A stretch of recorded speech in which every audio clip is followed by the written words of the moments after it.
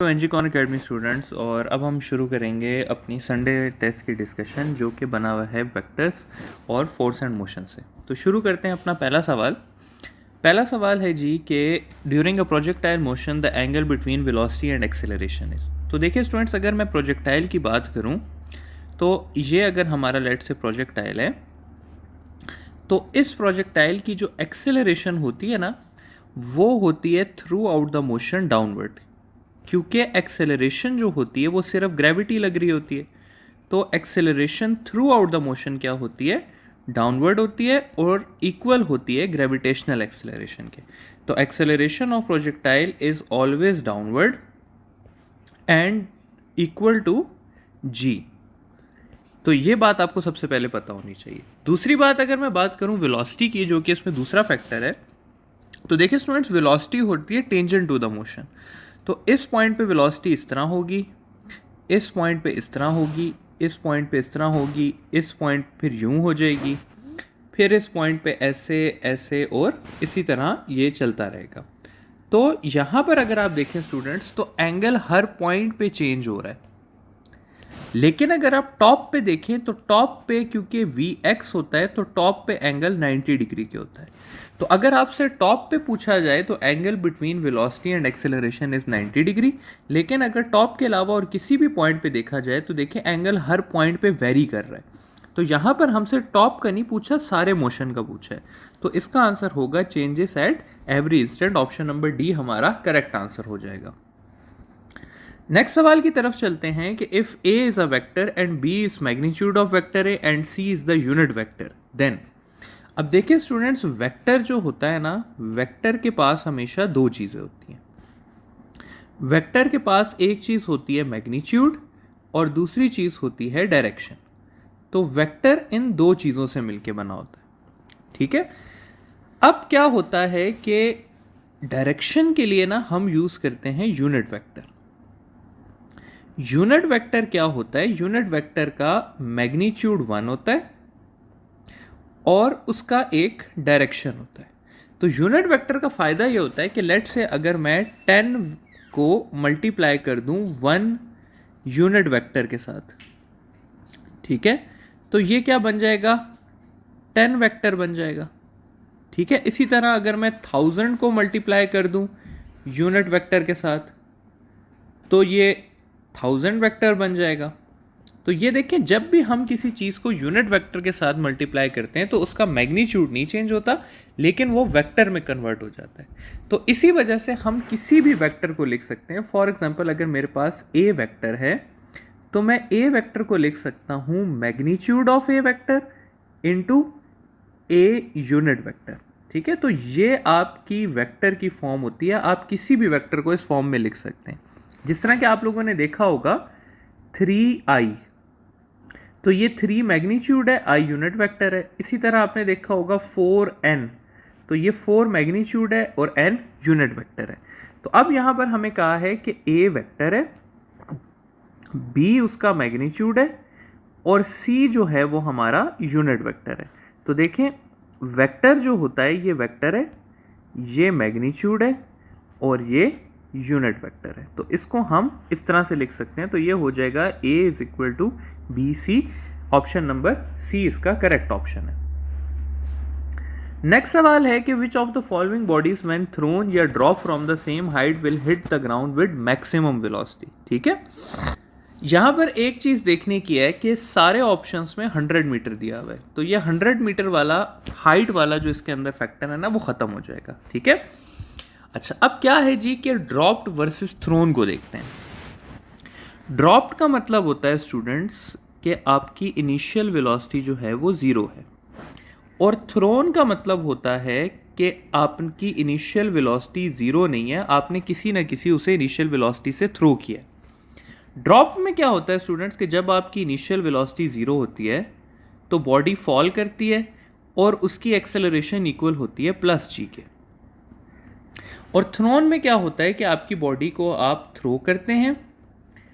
For example मैं कह देता हूँ, जिस तरह यहाँ पर लिखा हुआ है 20 मीटर पर सेकेंड से, और एक्सेलरेशन फिर भी जी के ही इक्वल होती है, और यहाँ पर आप बॉडी को देखते हैं कि उसकी वेलोसिटी कितनी होगी। अब देखिए स्टूडेंट्स, एक्सेलरेशन इक्वल होता है V F minus V I by T के, या अगर इसको हम फर्स्ट इक्वेशन की फॉर्म में लिख लें, V F is equal to V I plus A T की फॉर्म में लिख लें, ठीक है।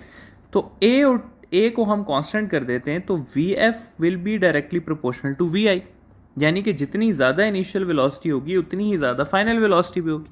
तो अगर आप किसी बॉडी को ड्रॉप कर रहे हैं वर्सेस अगर आप किसी बॉडी को थ्रो कर रहे हैं, तो थ्रो वाले की फाइनल वेलोसिटी ज़्यादा होगी और ड्रॉप वाले की फाइनल वेलोसिटी हमेशा कम होगी, ठीक है, बेशक उनकी एक्सेलरेशन सेम क्यों ना हो। तो ड्रॉप की वेलोसिटी कम होगी, तो ये वाले दो ऑप्शन आपके निकल गए। 20 kg is thrown with 20 metre per second और 100 kg is thrown with 10 metre per second. तो स्टूडेंट्स, मैस पे फाइनल और इनिशियल वेलोसिटी डिपेंड नहीं करती। इनिशियल वेलोसिटी ज़्यादा होगी उसकी फाइनल वेलोसिटी भी ज़्यादा होगी, जिसकी इनिशियल वेलोसिटी कम होगी उसकी फाइनल वेलोसिटी भी कम होगी। तो ऑप्शन नंबर बी जो है वो हमारा क्या हो जाएगा, करेक्ट आंसर हो जाएगा कि जिसकी इनिशियल वेलोसिटी सबसे ज़्यादा है उसकी फाइनल भी सबसे ज़्यादा ही होगी। तो ये ऑप्शन नंबर बी हमारा करेक्ट आंसर हो जाएगा। नेक्स्ट क्वेश्चन की तरफ चलते हैं। नेक्स्ट क्वेश्चन एक बहुत इंपॉर्टेंट सवाल है और वो है कि आई डॉट जे क्रॉस के कितना होगा। अच्छा, अब ये होता है स्टूडेंट्स यूनिट वेक्टर का डॉट एंड क्रॉस प्रोडक्ट। तो यूनिट वेक्टर के डॉट और क्रॉस प्रोडक्ट को थोड़ा सा स्टडी कर लेते हैं। सबसे पहले पढ़ लेते हैं कि यूनिट वेक्टर का डॉट प्रोडक्ट किस तरह से सॉल्व किया जाता है। देखिए स्टूडेंट्स, यूनिट वेक्टर का डॉट प्रोडक्ट इस तरह से होगा कि अगर आप कभी भी I dot I, J dot J और के डॉट के को मल्टीप्लाई करेंगे तो इसका आंसर हमेशा 1 आएगा, ठीक है। और क्यों आएगा, क्योंकि ये इस तरह से हो जाता है। थोड़ी सी एक्सप्लेनेशन मैं आपको दे देता हूं कि आई डॉट आई इक्वल होता है 1 इंटू 1 कॉस थीटा, और आई और आई के बीच में एंगल 0 होता है, तो ये हो जाएगा 1 into 1 into cos of 0। Cos 0 1 होता है, तो ये इसका आंसर आ जाएगा 1। तो I dot I, J dot J और के डॉट के का आंसर हमेशा क्या होता है, 1 होता है।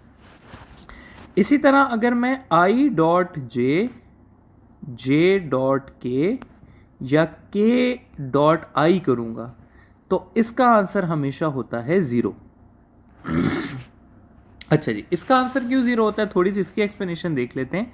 देखिए, अगर मैं आई डॉट जे करूंगा तो 1 इंटू 1 कॉज ऑफ 90 करूंगा, क्योंकि आई और जे के बीच में एंगल 90 होता है। कॉस 90 0 होता है, तो इसका आंसर मैं 0 कर दूंगा। लेकिन यही स्टूडेंट्स अगर मैं करना चाहूं इसका क्रॉस प्रोडक्ट, तो क्रॉस प्रोडक्ट में मुझे क्या करना पड़ेगा,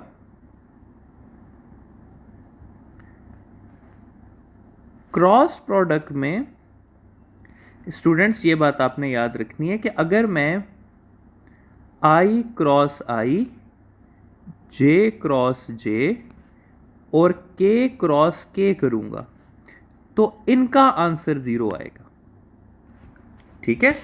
क्यों, क्योंकि देखें आई और 0 भी नहीं आएगा, सॉरी नल वेक्टर आएगा, क्योंकि इसका आंसर हमेशा वेक्टर में आता है। तो ये इसका आंसर हमेशा क्या आएगा, नल वेक्टर आएगा। अब मैं कहूं अगर कि आई क्रॉस आई कर रहा हूं मैं, तो ये हो जाएगा 1 into 1 into sine of 0। Sine 0 0 होता है, तो 0 विथ डायरेक्शन आ जाएगा, क्योंकि क्रॉस प्रोडक्ट के साथ हमेशा डायरेक्शन होता है, तो इसका आंसर हो जाएगा नल वेक्टर। अब अगर मैं इनके डिफरेंट का करूं तो फिर स्टूडेंट्स आप लोगों ने एक तरीका वो याद रखना है, हैक सा है, ट्रिक है कि आपने एक सर्कल ड्रॉ करना है और आपने उस पर 3 एरोस ड्रॉ करने हैं। एक एरो पे लिखना है आई, दूसरे पे लिखना है जे, तीसरे के बीच में लिखना है के। अब स्टूडेंट, जब भी आप सर्कल के डायरेक्शन में जाएंगे, फॉर एग्जांपल आई क्रॉस जे, तो आई को जे से मल्टीप्लाई किया तो अगली चीज़ क्या आ रही है, के, तो आपका आंसर हो जाएगा के।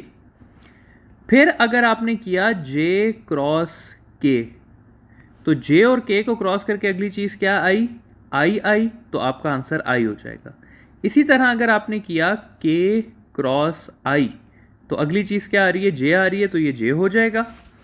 अगर आप सर्कल के ऑपोजिट गए, फॉर एग्जाम्पल के क्रॉस जे, तो आप देखें आप सर्कल के ऑपोजिट जा रहे हैं, तो आपका आंसर आएगा माइनस आई। इसी तरह अगर आपने किया J क्रॉस I तो आपका आंसर आएगा -K। ठीक है, तो इस तरह से आप सर्कल की हेल्प से डिसाइड कर सकते हैं कि किसका क्या आंसर आएगा। अब अगर हम अपने सवाल को देखें, J क्रॉस K किया है तो ये आ जाएगा हमारे पास J से K की तरफ आए हैं तो इसका आंसर आ जाएगा I। ठीक है, और फिर I डॉट I करना है हमने, तो I डॉट I इक्वल होता है 1 के, तो ऑप्शन नंबर A जो है वो हमारा करेक्ट ऑप्शन आ जाएगा। नेक्स्ट क्वेश्चन की तरफ चलते हैं कि chances of elastic collision increase when. तो इस सवाल को करने के लिए सबसे पहले हमें समझना पड़ेगा कि इलास्टिक कोलिजन और इन इलास्टिक में होता क्या है। तो देखिए स्टूडेंट्स, अगर मैं इलास्टिक को कंपेयर करूं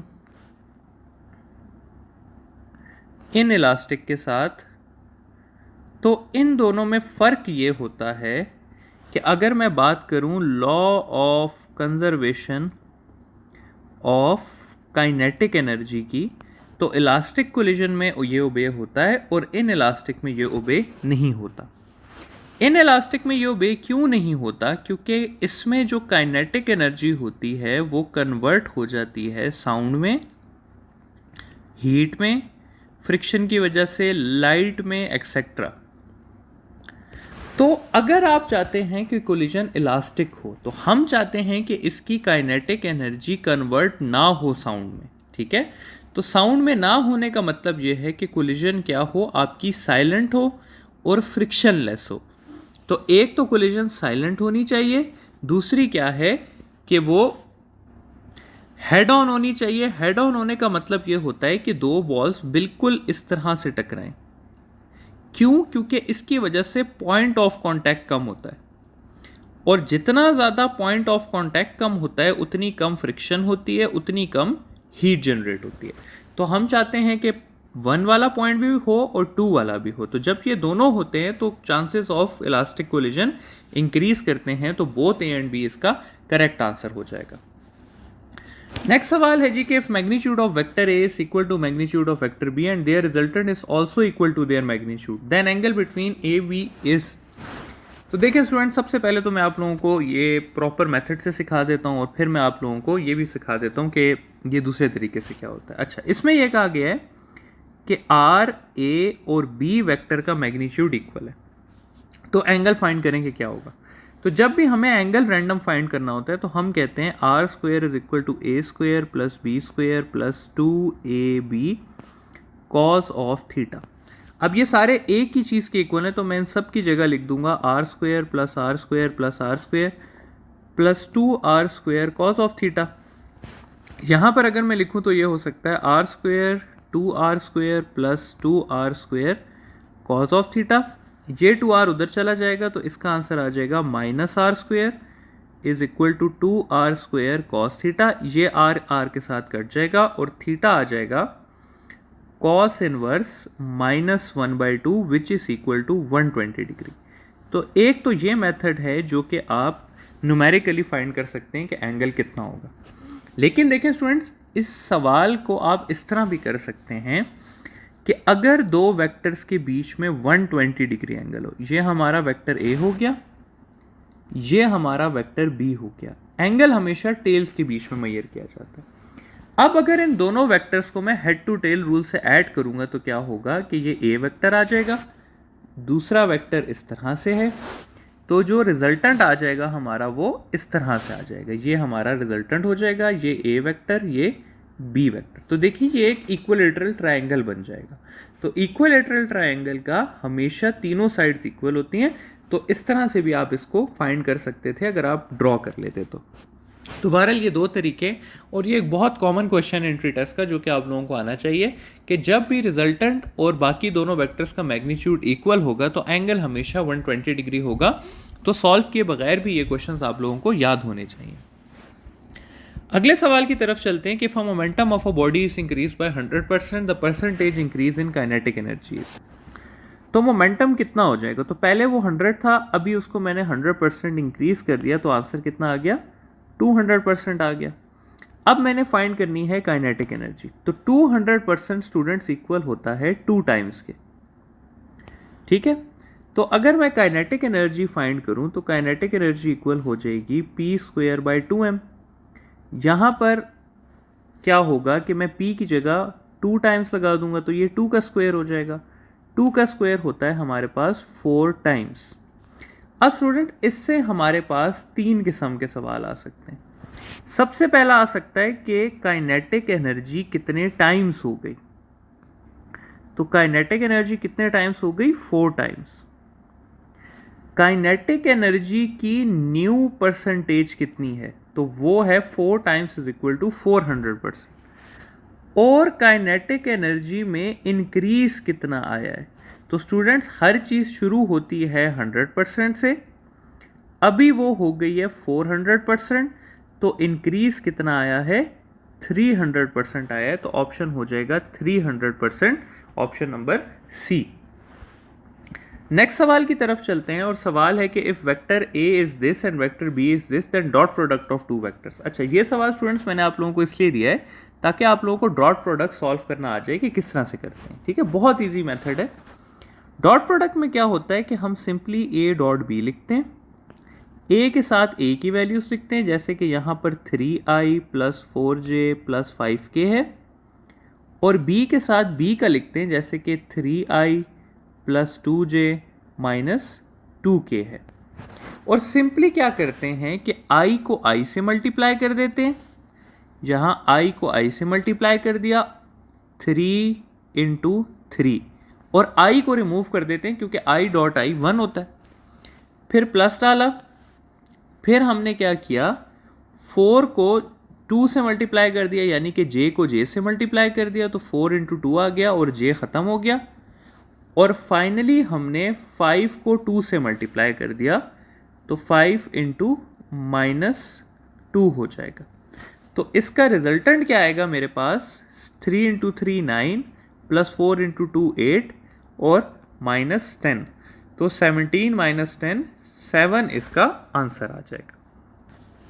ठीक है, इसको आप स्टूडेंट डायरेक्ट भी कर सकते थे। डायरेक्ट करने का क्या तरीका था, आप देख लेते कि इसमें स्केलर कौन सा दिया हुआ है, क्योंकि डॉट प्रोडक्ट का आंसर हमेशा स्केलर आता है, तो आंसर इसका वैसे ही 7 आ जाता है। ठीक है, तो इसमें से एक ही क्वांटिटी स्केलर थी जो कि सी थी 7, लेकिन सॉल्व करना भी बहुत ईजी है कि आई को आई से मल्टीप्लाई करना है, जे को जे से और के को के से।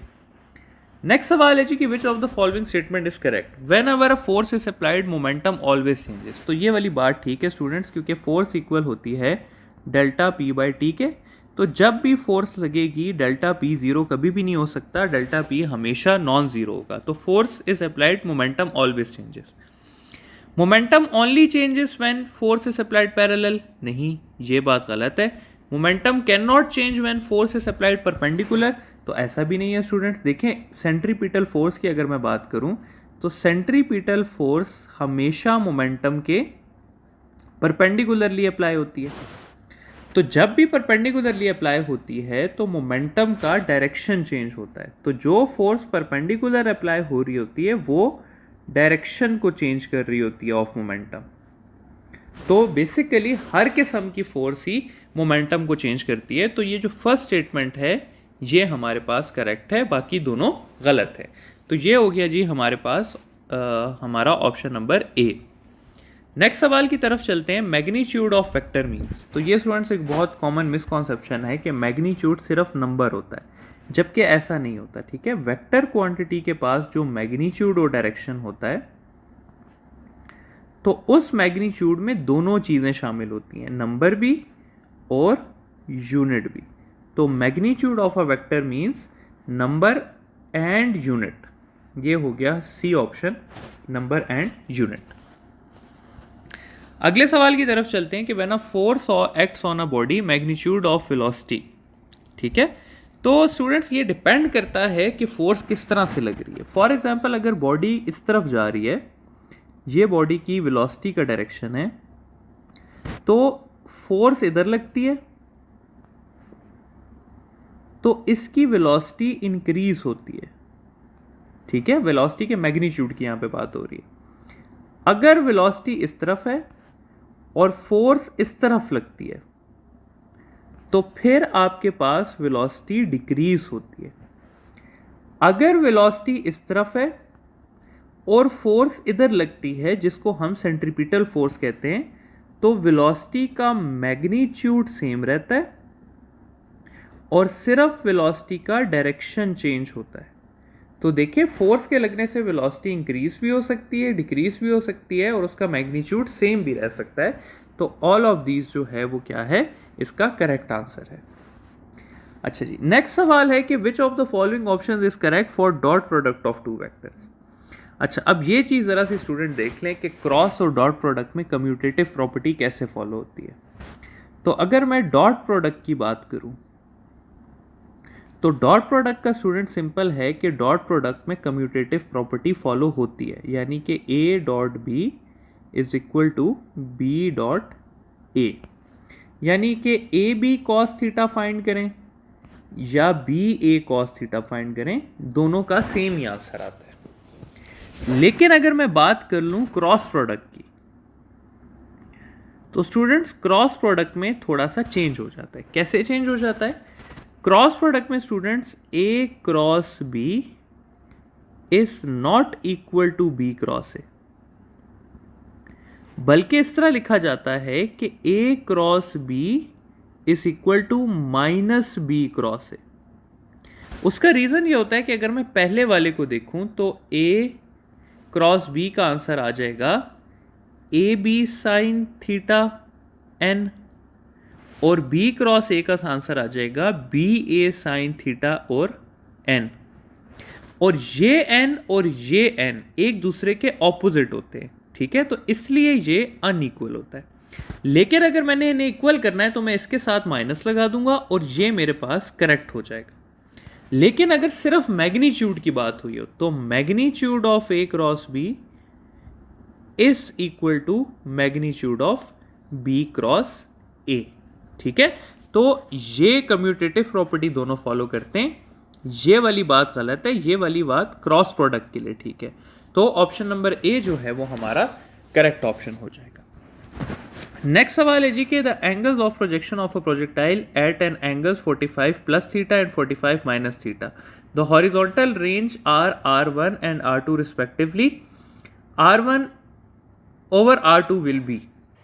अच्छा जी, तो ये देखें स्टूडेंट्स, यहाँ पर एक बड़े मज़े का कॉन्सेप्ट आप लोगों से पूछा गया है कि अगर आप 45 में से कोई एंगल माइनस कर दें तो रेंज R1 हो, और 45 में वही एंगल प्लस कर दें तो रेंज R2 हो, तो इनका रेशो क्या होगा।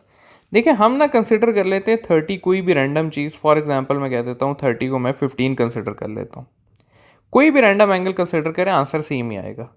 तो 45 माइनस 15 करेंगे तो 30 डिग्री आएगा, और 45 प्लस 15 करेंगे तो आंसर 60 डिग्री आएगा।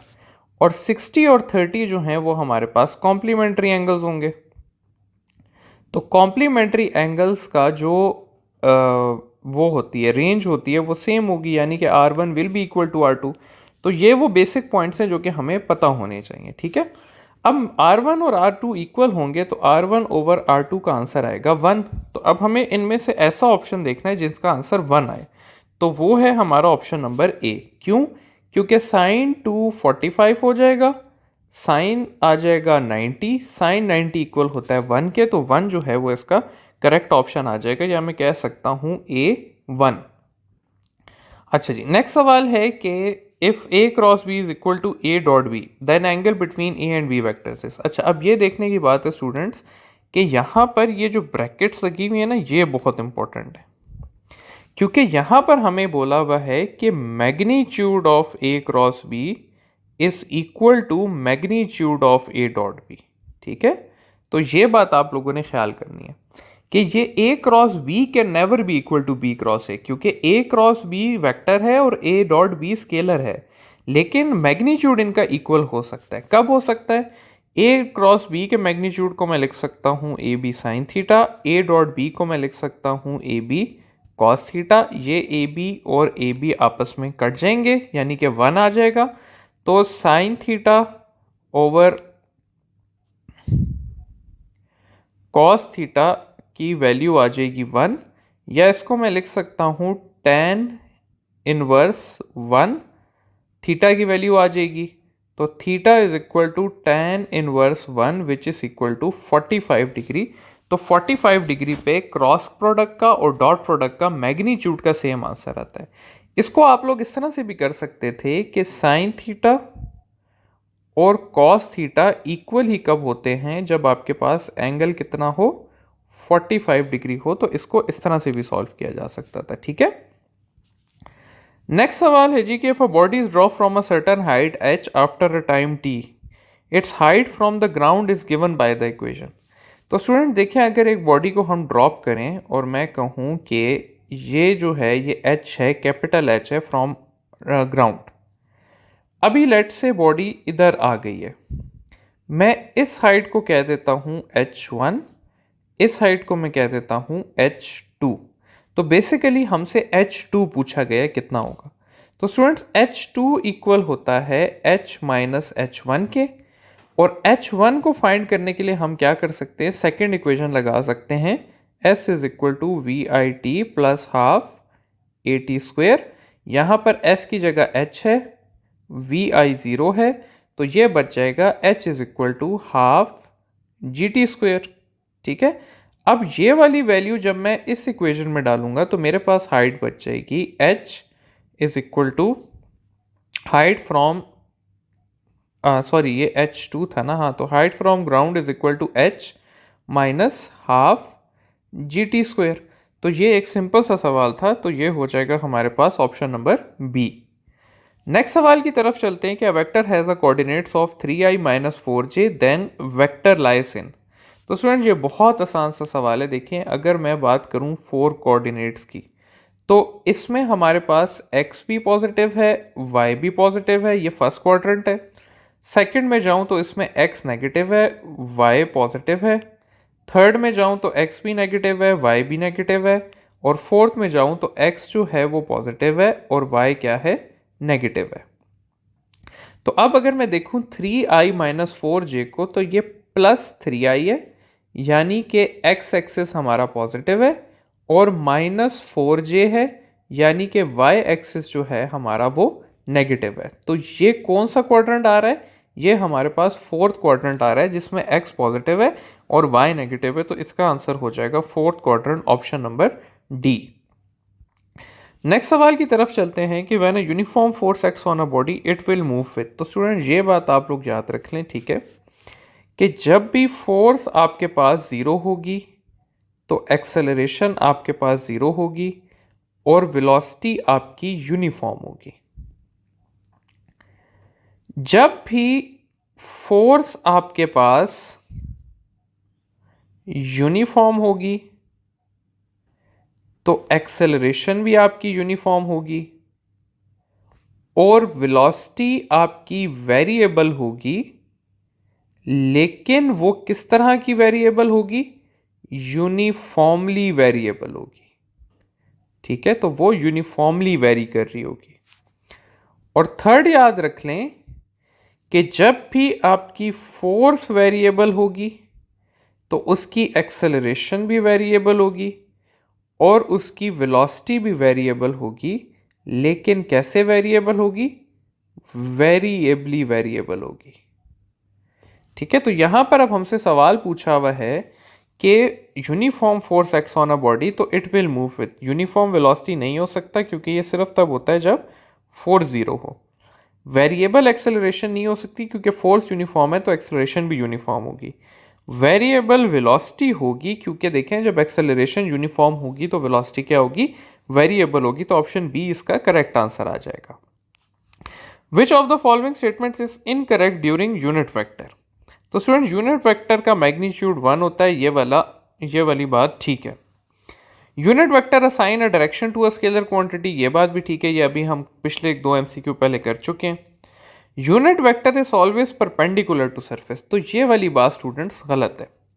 यूनिट वेक्टर में जो, अगर लेट से ये सरफेस है, ठीक है, ये हमारी सरफेस है, ये हमारे पास वाई एक्सिस है, ये हमारे पास एक्स एक्सिस है। तो देखिए आई यूनिट वेक्टर की अगर मैं बात करूं, ये आई यूनिट वेक्टर है, तो आई यूनिट वेक्टर एक्स में होता है, तो ये तो परपेंडिकुलर टू सरफेस नहीं है।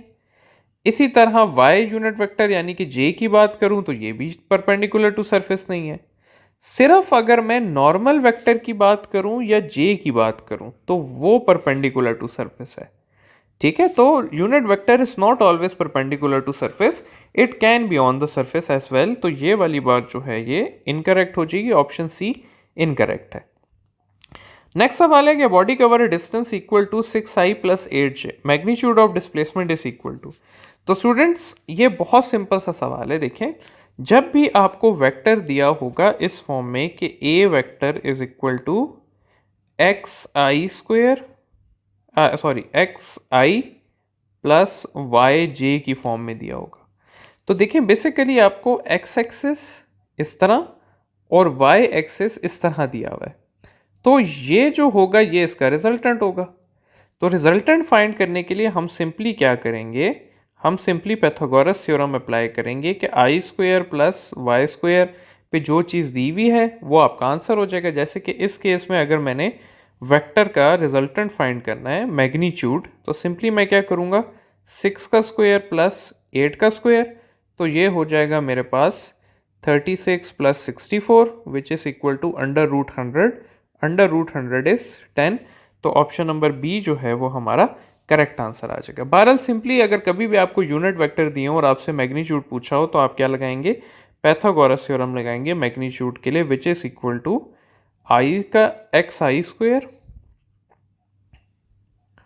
Plus Y J square plus Z के का स्क्वायर। तो ये हो जाएगा आपका सिंपली पाइथागोरस थ्योरम। नेक्स्ट सवाल है जी कि which of the following vectors has the highest magnitude.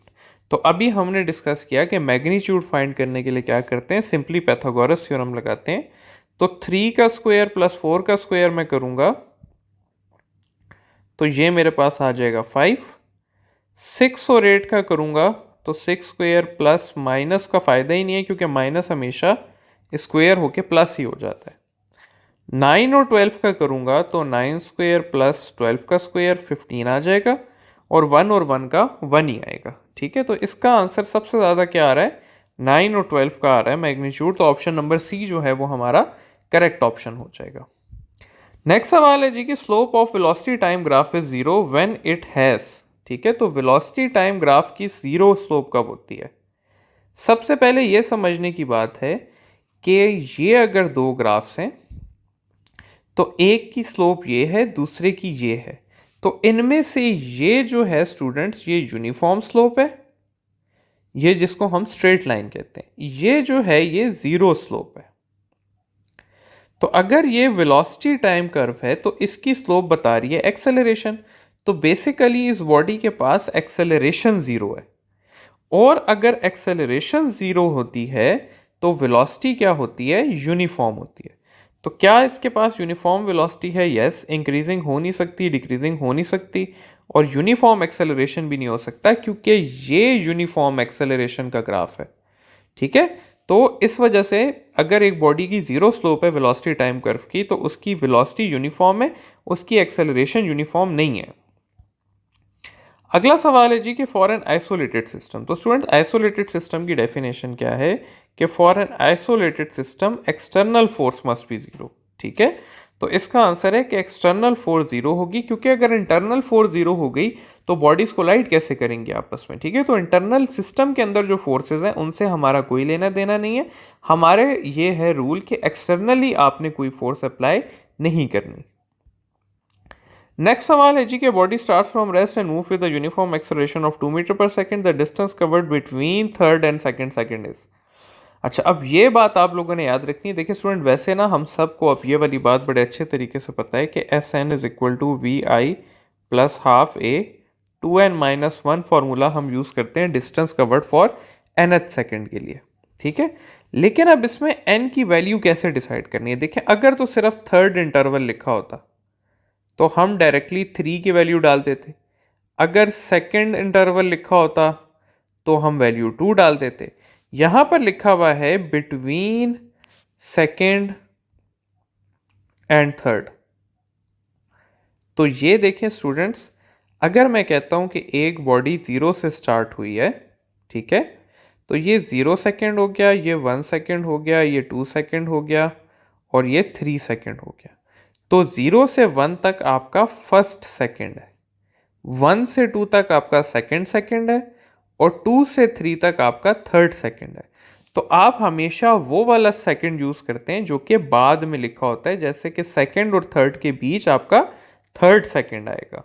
तो ये हो जाएगा S N is equal to 0 plus half into 2, value N की क्या डालेंगे 3 माइनस 1, तो इसका आंसर हो जाएगा 5 मीटर, जो कि है हमारा ऑप्शन नंबर बी।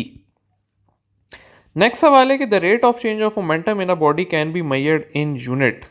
तो students, rate of change of momentum क्या होता है? फोर्स। ये टॉपिक आप लोगों को आना चाहिए कि rate of change of momentum equal होता है फोर्स के। Force is equal to delta P by T. तो बेसिकली यहाँ पर हमने फोर्स का यूनिट देखना है। KG meter per second force का यूनिट नहीं है, KG meter per square force का यूनिट है। जाउल एनर्जी का यूनिट है। डाइन जो है अब वो फोर्स का यूनिट है। कैसे? क्योंकि 1 न्यूटन इज इक्वल टू 10⁵ या 1 dyne is equal to 10⁻⁻5 newton. तो ये जो सी ऑप्शन है डाइन, ये हमारा करेक्ट ऑप्शन हो जाएगा।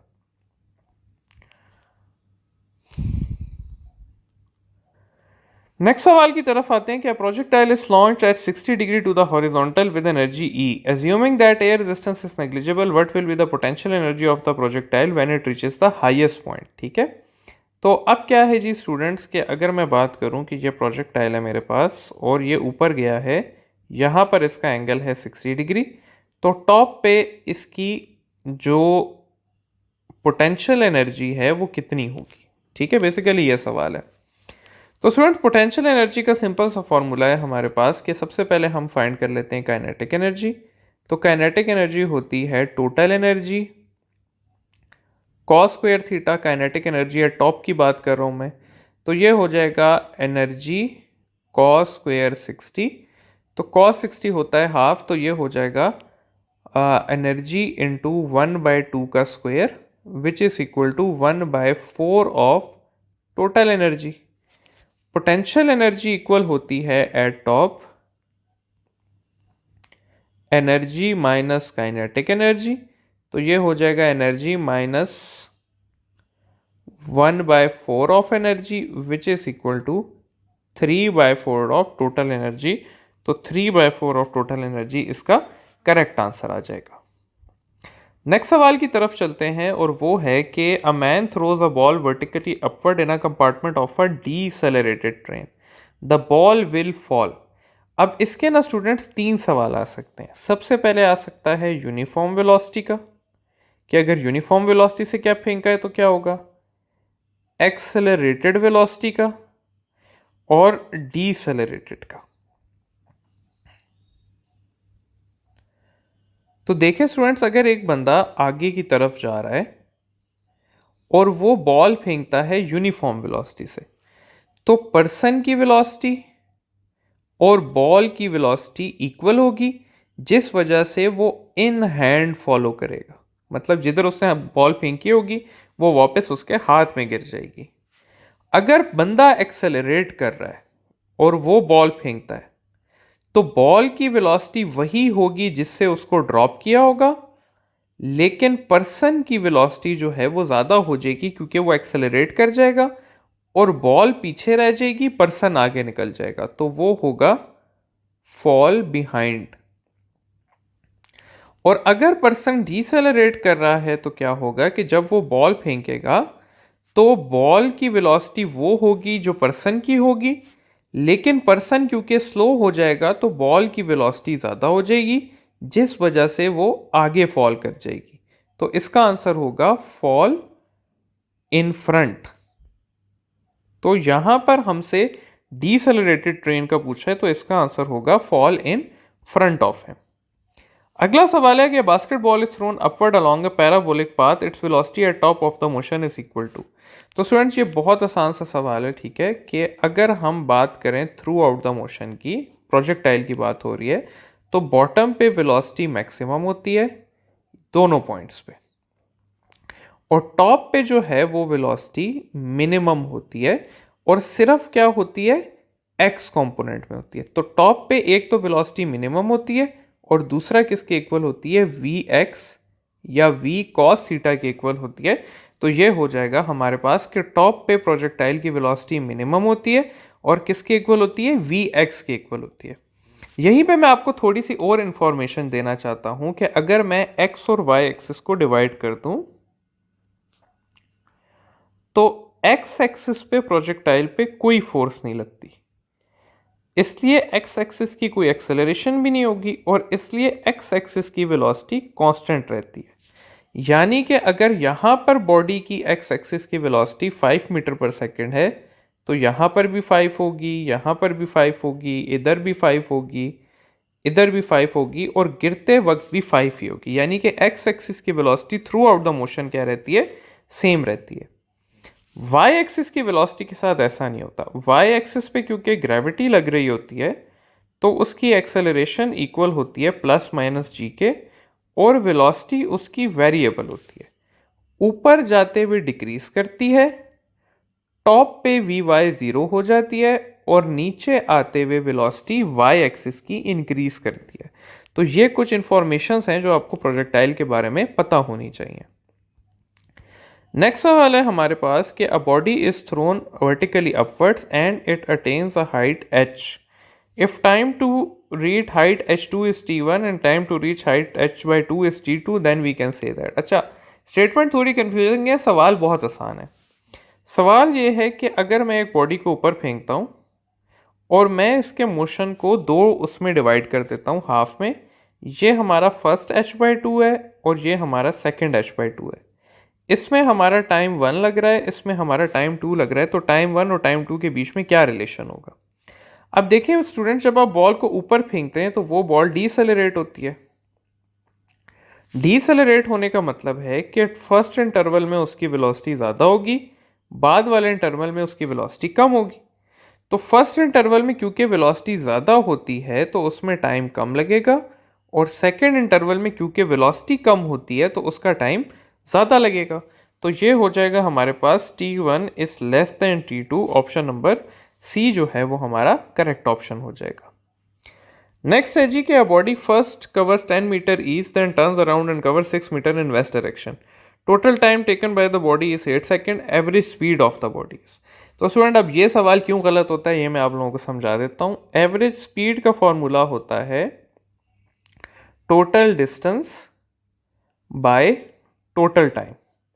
ये फॉर्मूला होता है हमारे पास एवरेज स्पीड का। अब इसमें जो टोटल डिस्टेंस दिया हुआ है वो है 10 meter plus 6 meter divided by total time बोला हुआ है 8। तो ये हो जाएगा 16/8, ऑप्शन आ जाएगा 2 मीटर पर सेकेंड। लेकिन हम यहाँ पर क्या गलती करते हैं, हम एवरेज वेलोसिटी का कर लेते हैं। एवरेज वेलोसिटी होती है total displacement bye total time, और डिस्प्लेसमेंट के लिए अगर ऑपोजिट डायरेक्शन हो तो हम सब्ट्रैक्ट करते हैं। तो हम क्या करते हैं कि 4/8 करके इसका आंसर 0.5 कर देते हैं। तो यहाँ पर ख्याल रखें कि स्पीड बोला हुआ है, अगर स्पीड पूछा होगा तो 2 मीटर पर सेकंड होगा, अगर वेलोसिटी पूछा होगा तो 0.5 मीटर पर सेकंड होगा। तो इस चीज़ का आप लोगों ने काफ़ी ख्याल रखना है। नेक्स्ट सवाल है जी कि which of the following statements is incorrect regarding force. ठीक है, तो पहला है जी कि force in nature always occur in pair. ये बात करेक्ट है क्योंकि जब भी आपके पास एक्शन फोर्स होती है तो उसके रिजल्ट में रिएक्शन भी होती है। तो ये वाली बात ठीक है कि फोर्स हमेशा पेयर में एक्ट करती है। Action and reaction force are equal and opposite to each other, ये वाली बात भी ठीक है। लेकिन ये जो थर्ड बात है कि action and reaction forces cancel each other, ये बिल्कुल गलत बात है। किस तरह से, क्योंकि देखें एक्शन और रिएक्शन एक्ट करती हैं ऑन डिफरेंट बॉडीज।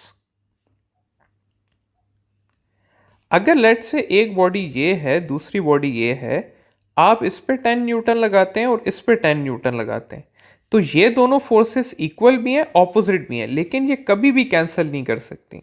तो इस वजह से एक्शन और reaction forces can never cancel each other. तो ऑप्शन सी जो है वो इसमें क्या होगा, करेक्ट होगा।